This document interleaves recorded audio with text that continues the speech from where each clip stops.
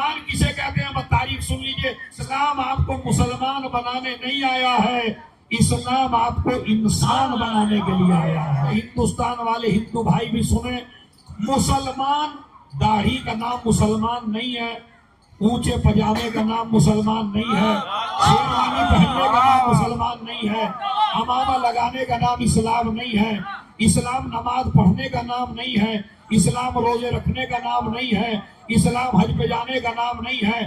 یہ مسلمانوں کی علامتیں نہیں ہیں.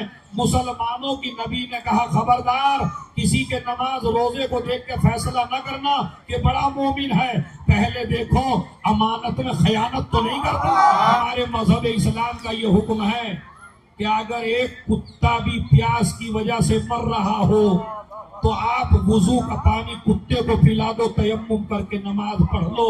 اسلام جان دینے کا نام ہے، جان دینے کا نام. لوگ جو ظالموں سے ڈرتے تھے اور حق بات نہیں کہتے تھے، اس وجہ سے حق نہیں کہتے تھے کہیں ہمیں مار نہ دیا جائے، ایسے لوگوں سے قبرستان بھرے پڑے ہیں. یعنی کیا مطلب ہے مولا کا؟ یعنی اگر حق بات نہ بھی کہو گے ظالم کے ڈر سے تو بھی تمہیں موت چھوڑنے والی نہیں ہے. تو شرافت انسانی کا تقاضا یہ ہے مرو تو حق کہہ کے مرو تاکہ قبر میں بھی جاؤ تو زندہ رہو. بسم اللہ الرحمن الرحیم، الحمدللہ رب العالمین، الصلاة والسلام علی اشرف الانبیاء والمرسلین، سیدنا و مولانا ابی القاسم محمد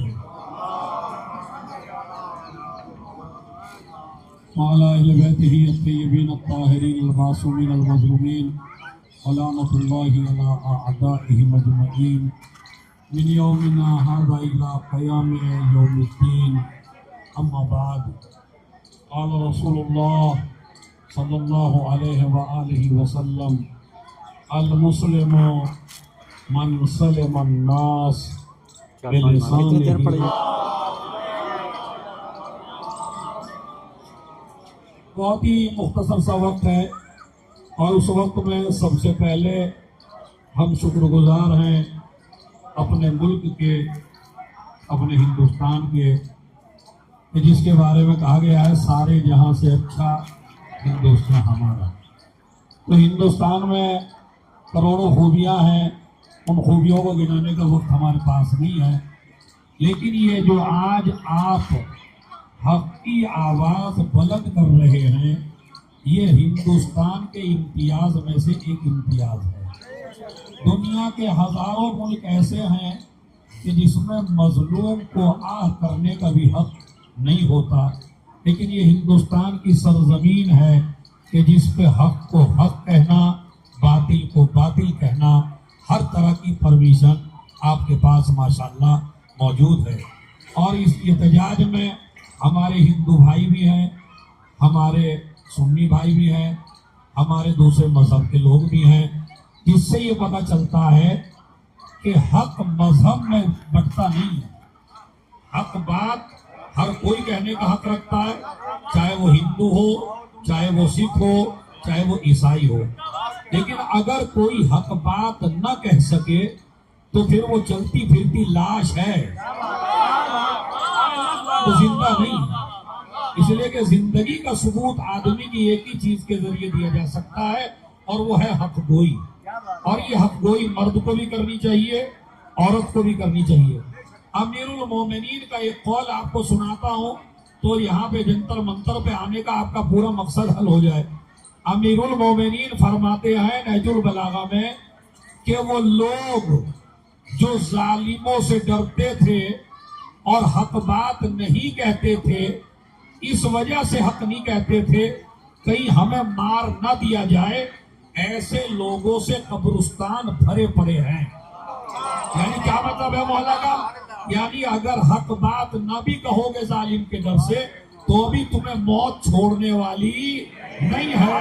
تو شرافت انسانی کا تقاضا یہ ہے مرو تو حق کہہ کے مرو تاکہ قبر میں بھی جاؤ تو زندہ رہو.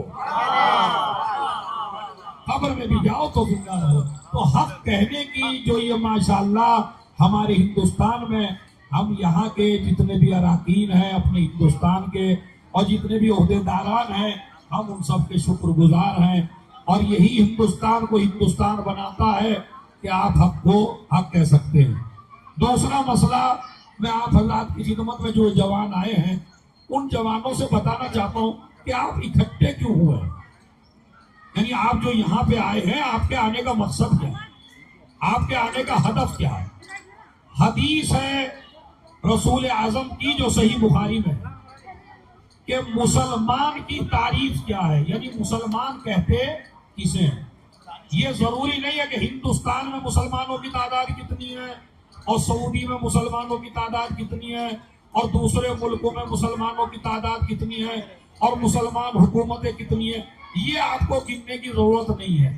نبی نے فرمایا، میرے ہندوستان والے ہندو بھائی بھی سنیں، مسلمان داڑھی کا نام مسلمان نہیں ہے، اونچے پجامے کا نام مسلمان نہیں ہے، شیروانی پہننے کا نام مسلمان نہیں ہے، عمامہ لگانے کا نام اسلام نہیں ہے، اسلام نماز پڑھنے کا نام نہیں ہے، اسلام روزے رکھنے کا نام نہیں ہے، اسلام حج پہ جانے کا نام نہیں ہے، یہ مسلمانوں کی علامتیں نہیں ہیں۔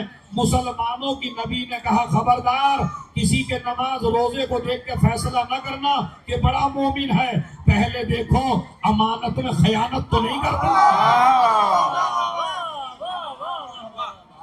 اگر امانت میں خیانت نہیں کرتا ہے تو پھر یہ مومن ہے، پھر یہ انسان ہے۔ اسلام آپ کو مسلمان بنانے نہیں آیا ہے، اسلام آپ کو انسان بنانے کے لیے آیا ہے۔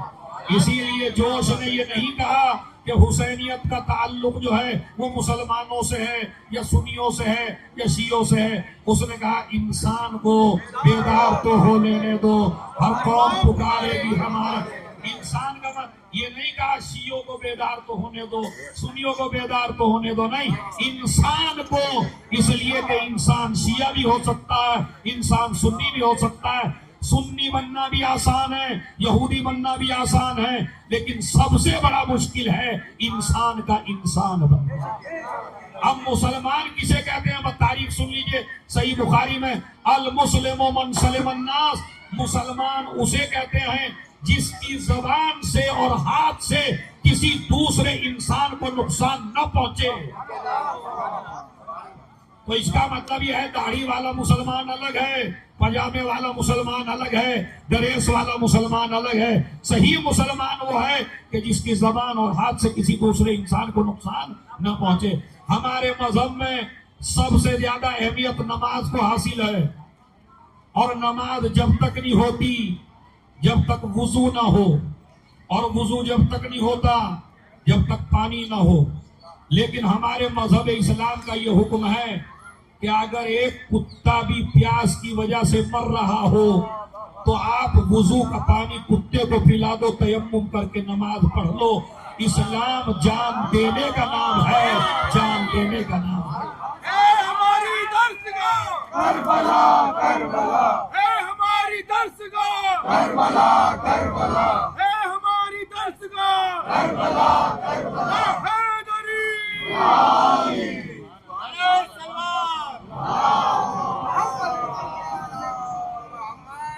ایک میرا میڈیا جتنا یہاں آیا ہوا ہے یہ بات نوٹ کرے اور یہ بات پوری دنیا میں پھیلائے کہ اسلام نام ہے انسانیت کو زندگی دینے کا، اسلام نام ہے انسانیت کی حفاظت کا۔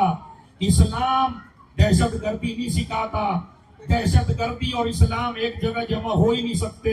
اگر آپ دہشت گرد ہیں تو آپ مسلمان نہیں ہیں، اور اگر آپ مسلمان ہیں تو آپ دہشت گرد نہیں ہیں۔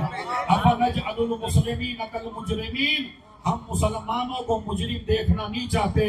اگر مجرم ہو تو اسلام سے نکلو، اسلام میں آئے ہو تو جرم چھوڑو۔ یہ ہے قانون، یہ ہے قانون، اس قانون پر عمل کریے۔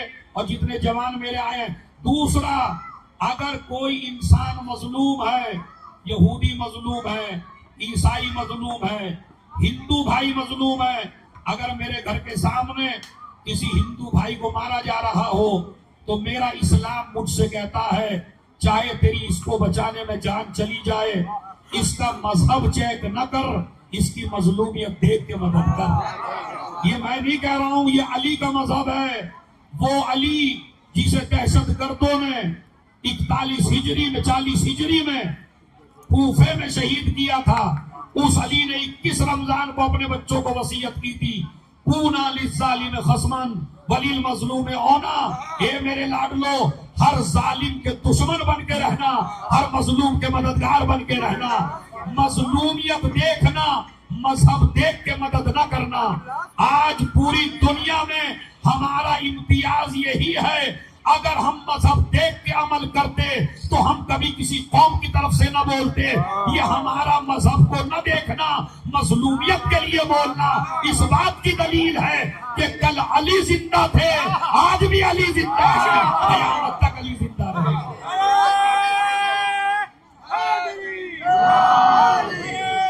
ایک جملہ تو یہ پوائنٹ نوٹ کریے اور یہ پوائنٹ پورا میڈیا پوری دنیا میں پہنچائے کہ اسلام انسانیت کی حفاظت چاہتا ہے. ایک دوسرا پوائنٹ کیا ہے؟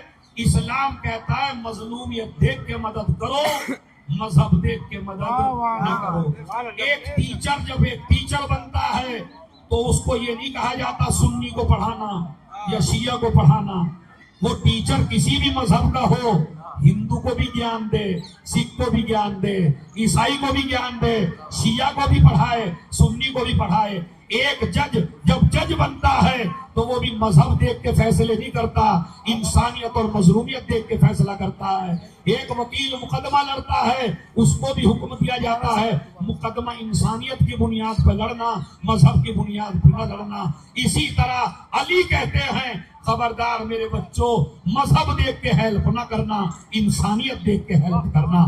یہی علی کا مذہب ہے، یہی ہمارا مذہب ہے.